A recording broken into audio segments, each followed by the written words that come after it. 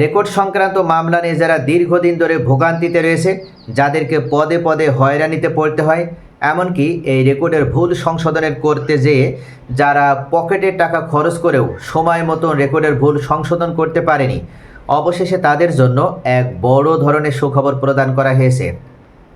সাধারণত রেকর্ড সংক্রান্ত ভুলগুলো আমরা যদি দেখি তাহলে অনেক সময় দেখা যায় ভূমি মালিক হিসেবে উক্ত ভূমি মালিকের মালিকানার প্রমাণ হিসেবে দলিল আছে, উত্তরাধিকার সূত্রে তিনি মালিকানা লাভ করেছেন সেই খতিয়ান আছে, অর্থাৎ লিগ্যাল ডকুমেন্টসগুলো আছে, বা ওনার পূর্বপুরুষ মালিক ছিল সেই মালিকানার খাজনা প্রদানের দাখিলাও আছে।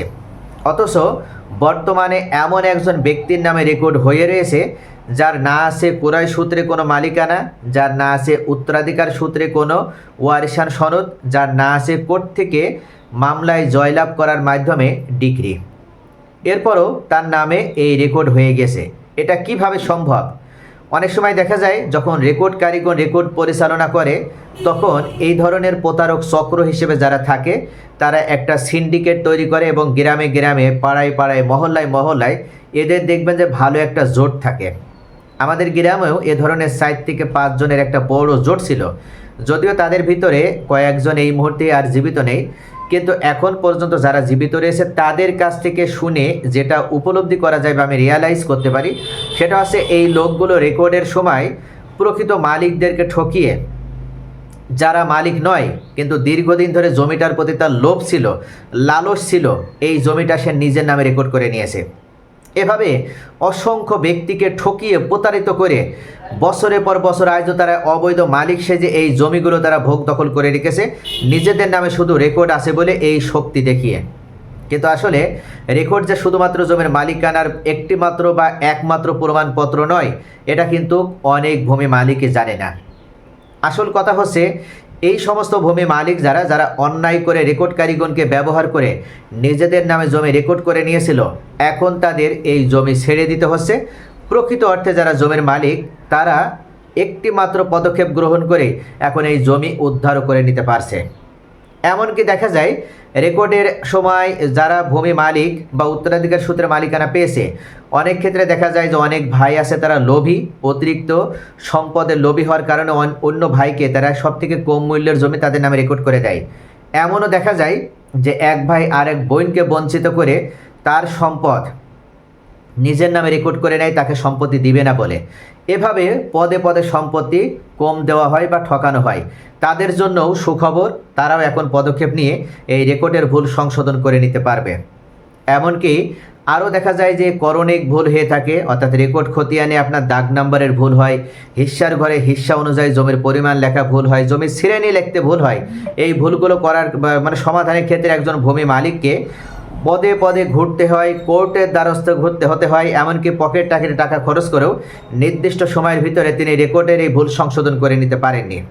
তো অবশেষে সরকার পদক্ষেপ গ্রহণ করেছে, যেহেতু বর্তমানে ভূমি সেবা সপ্তাহ চলছে, আর এই ভূমি সেবা সপ্তাহের মাধ্যমে ভূমি মালিকদেরকে একটি বিষয়ে প্রতিশ্রুত দেওয়া হয়েছে এবং তাদেরকে নিশ্চয়তা প্রদান করা হয়েছে যে কোনো ভূমি মালিকের এই রেকর্ড সংক্রান্ত ভুল আর এই দেশে রাখা হবে না, তাদের রেকর্ড সংক্রান্ত ভুলের অস্তিত্ব একেবারে 0% নামিয়ে আনা হবে। এক্ষেত্রে তাদেরকে যে কাজটি করতে হবে সেটি হচ্ছে উক্ত ভূমি মালিককে বর্তমানে আবার তাদের যে রেকর্ডের ভুল রয়েছে সেই রেকর্ডের ভুল সংশোধনের জন্য 5টা ডকুমেন্ট সংগ্রহ করতে হবে। যদি তারা লিগ্যাল 5টি ডকুমেন্টস সংগ্রহ করতে পারে তাহলে 1 জুলাইয়ের পর থেকেই তারা মামলা দায়ের করার মাধ্যমে খুব সহজেই এই রেকর্ড সংক্রান্ত ভুল সংশোধন করে নিতে পারবে এবং সরকারের নির্দেশে 6 মাসের ভিতরে তাদের এই ভুল সংশোধন হয়ে যাবে। এক্ষেত্রে আপনাকে অবশ্যই এই 5টি লিগ্যাল ডকুমেন্টস দেখাতে হবে। 5টি লিগ্যাল ডকুমেন্টসের ভিতরে 1 নম্বরে রয়েছে আপনারা যে জমির মালিক সেই মালিকানা প্রমাণের জন্য একটা বৈধ দলিল থাকা লাগবে। আপনি হয়তো রেকর্ড সংশোধন করে মালিকানা দাবি করতে চাচ্ছেন কিন্তু আপনার জমির কোনো দলিল নেই। আপনি বা আপনার পূর্বপুরুষ বাপদাদা যারা জমি মালিকানা পেয়েছিল কুরাই সূত্রে, সেই দলিলটা আপনাদেরকে দেখাতে হবে। যদি দলিল না থাকে তাহলে দলিলের একটি সার্টিফাইড কপি বা নকল দেখাতে পারলেও হবে। দ্বিতীয় পর্যায়ে আপনারা যদি কুরাই সূত্রে মালিক হন তাহলে অবশ্যই ওই জমির একটা নামজারি খতিয়ান আছে, এই নামজারি খতিয়ানটি আপনাদের সংগ্রহে থাকা লাগবে। নামজারি খতিয়ান ছাড়া আপনি কোনোভাবেই মামলা করলে সেই মামলা কিন্তু আপনি জিততে পারবেন না, আপনাকেই হেরে যেতে হবে। তৃতীয় পর্যায়ে সর্বশেষ আপনার এলাকায় যে রেকর্ড হয়েছিল, অর্থাৎ আপনার পিতা বা আপনার দাদা যদি রেকর্ড সূত্রে মালিক হয়, তাহলে ওই সময় যে রেকর্ড সূত্রে উনি মালিক ছিলেন সেই রেকর্ডীয় খতিয়ানটা প্রয়োজন হবে, এবং সেখানে আপনার বাবা বা দাদা কতটুকু মালিক ছিল, কিভাবে মালিক হয়েছিল, সেটা প্রমাণ করার জন্য ওই রেকর্ড খতিয়ানটি এখন দরকার হবে। চতুর্থ পর্যায়ে অবশ্যই আপনাদের এই ডকুমেন্টসগুলো না থাকলেও যদি খাজনা প্রদানের দাখিলা থাকে, তাহলে দাখিলা সংগ্রহ করে আপনারা মামলা দায়ের করতে পারবেন, আপনাদের এই বেদখল হয়ে যাওয়া জমি উদ্ধার করতে পারবেন। মনে রাখবেন, অনেকেই মনে করে যে আমাদের তো দলিল নেই, খতিয়ান নেই, কিন্তু খাজনা প্রদান করে গিয়েছে আমার দাদা, সেই দাখিলা আছে, তো এটা দিয়ে কি আমরা মামলা করতে পারবো? অবশ্যই পারবেন। এই দাখিলাতে কিন্তু বিস্তারিত সব কিছুর উল্লেখ থাকে, কোন খতিয়ানের খাজনা প্রদান করা হয়েছে সব কিছু দাখিলাতে উল্লেখ থাকে, এবং কত সালে দেওয়া হয়েছে। এই খাজনার দাখিলা নিয়ে যে আপনি ভূমি অফিসে যোগাযোগ করেই আপনাদের হারিয়ে যাওয়া দলিল বা সেই দলিলের একটা সার্টিফাইড কপি বা নকল উঠাতে পারবেন। এমনকি ওই সময়কার খতিয়ানও উত্তোলন করতে পারবেন, যে খতিয়ানটা প্রমাণ করে দেবে যে আপনার বাবা বা দাদা এই সম্পত্তির মালিক ছিল, এই দাগে মালিক ছিল এবং এতটুকু তার মালিকানা ছিল। এই জন্য খাজনা প্রদানের দাখিলাও একজন ভূমি মালিকের অন্যতম দলিল হিসেবে, মালিকানার অকাট্য প্রমাণ হিসেবে ভূমিকা পালন করে। পঞ্চম এবং গুরুত্বপূর্ণ যে ডকুমেন্টস আপনার প্রয়োজন হবে মামলা করার জন্য, আপনি যদি নিজে মালিক হয়ে মামলা করেন তাহলে অবশ্যই আপনার পাসপোর্ট সাইজের ছবি এবং আইডেন্টিটি প্রয়োজন হবে, ভোটার আইডি কার্ড যেটা আমরা বলি। আর আপনি যদি কারোর পক্ষে মালিকানা প্রমাণ করে যদি মামলা করতে চান, তাহলে অবশ্যই তার সাথে আপনার কী সম্পর্ক সেটা প্রমাণ করার জন্য একটা ওয়ারিশান সনদ প্রয়োজন হবে।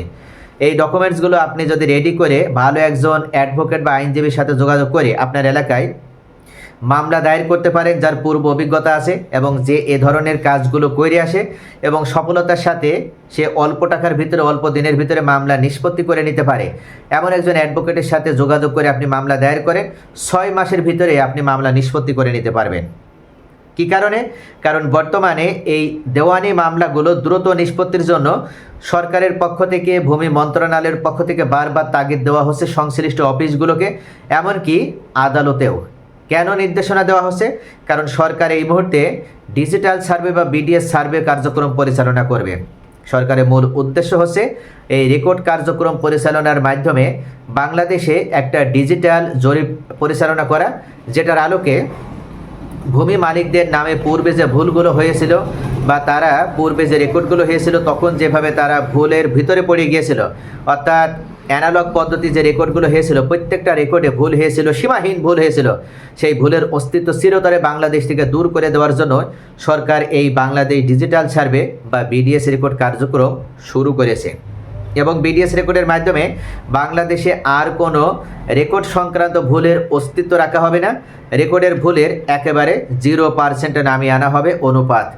এসব মিলিয়ে এখনই সুযোগ, আপনাদের সাথে যদি এমন কোনো অন্যায় হয়ে থাকে বা আপনারা সত্যিকার অর্থে জমির প্রকৃত মালিক, সেই লিগ্যাল ডকুমেন্টসগুলো আপনাদের আছে, তাহলে অবশ্যই কাল বিলম্ব না করে আপনার এলাকার বা নিকটস্থ ভালো একজন অ্যাডভোকেটের সাথে যোগাযোগ করে যত দ্রুত সম্ভব মামলা দায়ের করে আপনাদের রেকর্ড সংশোধন করে জমির মালিকানা উদ্ধার করে নেন। আর এটা করতে পারলেই মনে রাখবেন যে পরবর্তী বিডিএস রেকর্ডেও আপনার নামে আপনি জমি রেকর্ড করে নিতে পারবেন। কিন্তু যতক্ষণ পর্যন্ত রেকর্ড সংশোধন না করছেন ততক্ষণ পর্যন্ত বিডিএস রেকর্ড আপনার এলাকায় চলে আসলেও বিডিএস রেকর্ডে আপনি প্রকৃত মালিক হিসেবে নিজেদের নামে ওই জমি রেকর্ড করে নিতে পারবেন না।